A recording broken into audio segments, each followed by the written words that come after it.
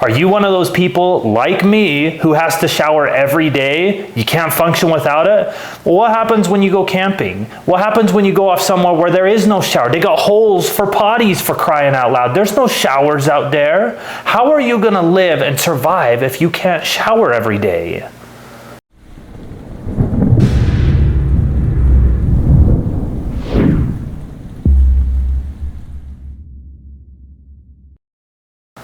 Hey, Provident Preppers, I'm Jonathan. And I'm Mike. I'm the Provident Prepper Jr. I'm his son. Yeah. And today we're talking about RinseKit.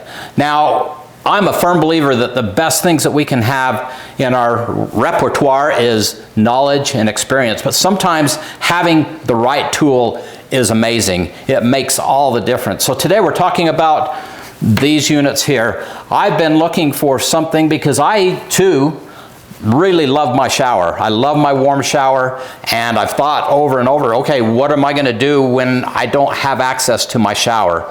And then I found this, and I am totally excited about it. So we're going to talk about this as a good option so that you can have a shower too. And it's not just a shower, it's a hot shower. If you get this unit right here, this heats your water up, so you can have a hot shower no matter where you are or what you have available, what power sources and whatnot. You know, I just finished reading a book where the grid went down and people stank everywhere. They just stunk because they couldn't shower. There was no hot water until they showered like once a week. I would really struggle with that. So if you want to be prepared for such an emergency, or if you just want to be able to go wash yourself when you're camping or off somewhere where you can't have access to water, this is a really cool option. So we're going to talk about these two units first. These are two of the RinseKit units. This is the RinseKit Pro XL. This is the RinseKit Pro. And either one of these does a great job. We're also going to introduce this, like you mentioned. This is a really cool, actually hot idea. This is called the Hyperheater, and that makes all the difference. And it just takes a little propane cylinder that you put on here. Now you can't use it inside because you die of carbon monoxide poisoning. But if you take this outside and put one of these little propane cylinders on it, you can have hot water. The other thing you could do with this is get one of the adapters to put like a 25-pound propane cylinder and hook it up to this. So you could have a lot of hot water by the time that propane cylinder is empty. It would get you going all week if you needed to, and probably longer than that. Okay, let me explain what these are. They're really quite a simple device, either one of these. All it is, you got a water tank, you got a battery, and you got a pump so that you can pump water wherever you are. These can be charged in multiple ways. You could charge it from a wall outlet, or you could charge it from a cigarette lighter. It doesn't matter. Or a power station, you can... Oh yeah, or a power station, yeah, like a Jackery power station or something. You can power it from those two. This one is kind of nice. It's got a seat that you could sit on as you rinse or wash a dog or wash your kids or your parents or whatever, you know, whatever you're going to wash. Let's open this thing, and you can see it's got a little place where this hose will just come out through here. You can close that up, and like I said, you can sit on that. You can wash your dishes, wash your dog. And for that reason, I kind of actually prefer this one. And I don't know why they did this, but check this out. They even put a ruler on here. You know how many inches wide this seat is? So if your butt's wider than like 13.5 inches, you're not going to fit on this if you want to sit on it. At least not very well. You could probably still do it. So I kind of prefer this one. It just seems easier to use, and like it might have a few more benefits, like being able to sit on, and a ruler if you happen to need a ruler out in the woods or something. Yeah. So this one holds about 3.5 gallons, and it'll give you about 3.5 minutes of shower time. And this is the little hose. These nozzles have 5 different settings: shower, mist. It's like a garden sprayer. Yeah, basically a garden sprayer. And they have the quick connect, so it's real easy to snap those on. And then this one has about 4 gallons, just a little over 4 gallons of storage. Has the same features. It's got the battery and the pump. This one you wear as a backpack. Go ahead and throw that dude on. Now this one you can't sit on, so that might be something to consider. And I'll be honest, this thing's empty right now. I should have said it was full. That would have made me look really good. But this thing's empty right now. So if this was full of what? 40-ish? 48 pounds. 48 pounds of stuff, it's gonna be not very comfortable. But if you've got some big buff guy or gal that really wants to, you've got to pack some water a long distance, maybe a search and rescue kind of thing, you know, maybe this is a good way to go. Now this one is going to be discontinued. They've as soon as they sell out of this one. So if this is one that excites you, you probably want to jump on it quick and see if you can get one.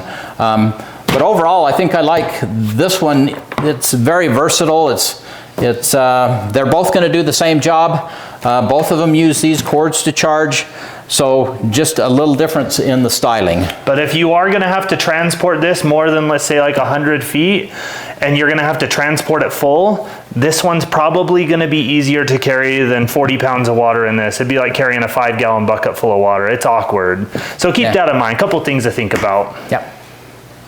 So we wanted to give you an in-depth look at how to charge this. It's really quite simple. There's a couple of ways. You open the lid here, and inside this, there's a cigarette lighter port right here.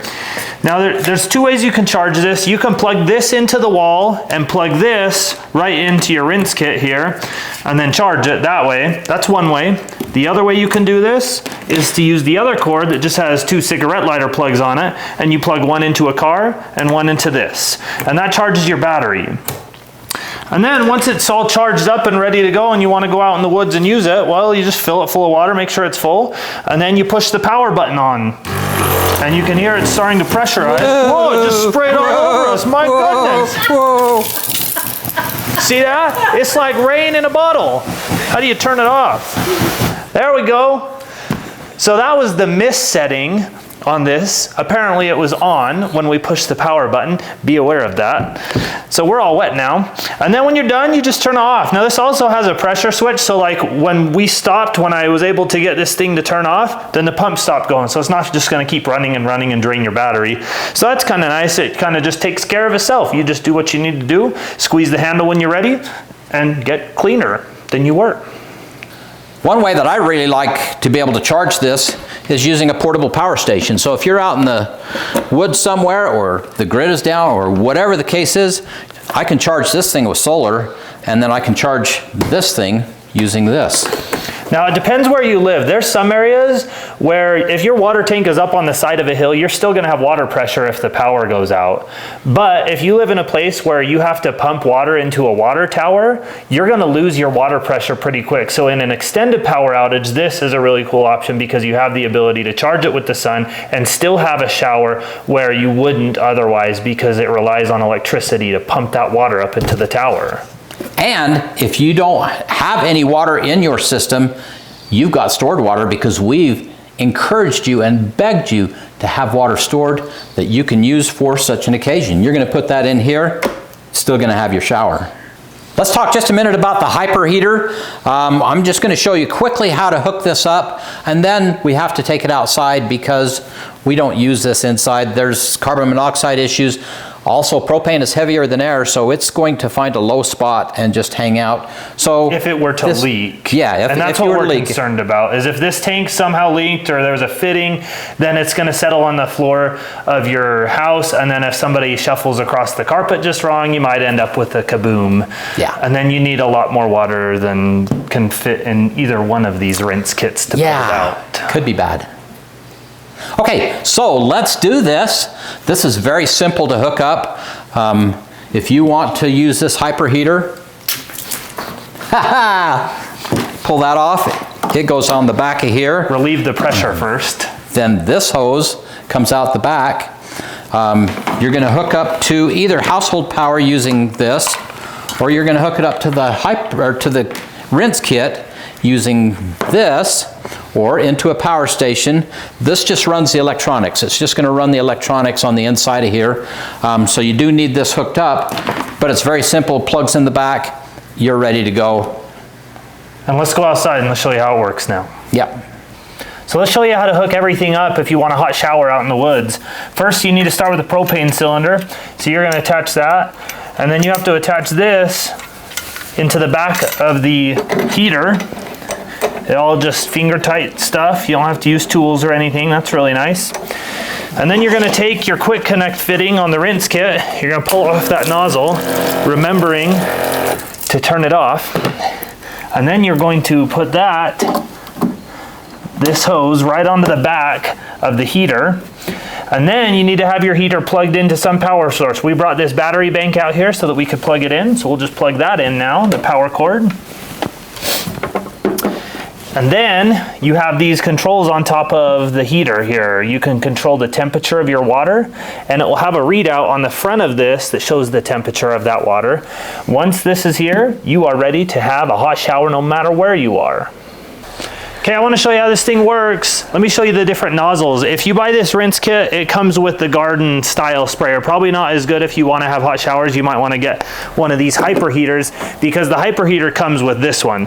Now, this does have a few more options. This has the mist, the center, the flat, the jet, and the shower setting on it. So it would work. You can use either one of these on any of this because they all are just quick connect fittings that are totally compatible. But let's use the shower fitting on the Hyperheater now. So we're going to turn our pump on here. And then we're just going to turn this shower head on and see how hot this water comes out. It tells you on here the temperature of the water. So we'll just twist this little knob on here. So there's one of the settings, nice shower. It's going to take a minute to get warm here. Yep, it's starting to get warm here. Yeah, that's nice. That's like a nice warm shower. It's not hot, but it's warm. It would definitely be a nice, comfortable shower. Ooh, that's very nice. Okay, we got a full setting, so a little bit less pressure, more water. And then we've got just like the jet setting on here. Now keep in mind, if you use this full setting, it's gonna go through water a little faster, so you don't have as much time. You go like 3 to 4 minutes with this thing totally full. So be careful of your water use. It has a button right here, so if you want to like lather up with soap or something, you can turn the water off and you run out of water while you're doing that, and then when you're ready to rinse, you just turn it back on and spray yourself off. And this water heater is doing really well. I just heard it fire back up. It turns itself off and on as needed. And there we go. It looks like we might be out of water in this tank. There you go. Pretty simple. So Mike wants to take a shower, but we've already talked about the Hyperheater can't be used indoors. So let me show you another thing that we can do. So we're going to pull this quick connect off. We're going to, of course, we've got our water in here, and we're just going to cycle that through this Hyperheater outside, and then we'll be able to have hot water in here. That can be transported downstairs, and this is just fine to use indoors. So that's the trick. We just cycle this water till we get it to the right temperature that we want it. Take this downstairs, shower can begin.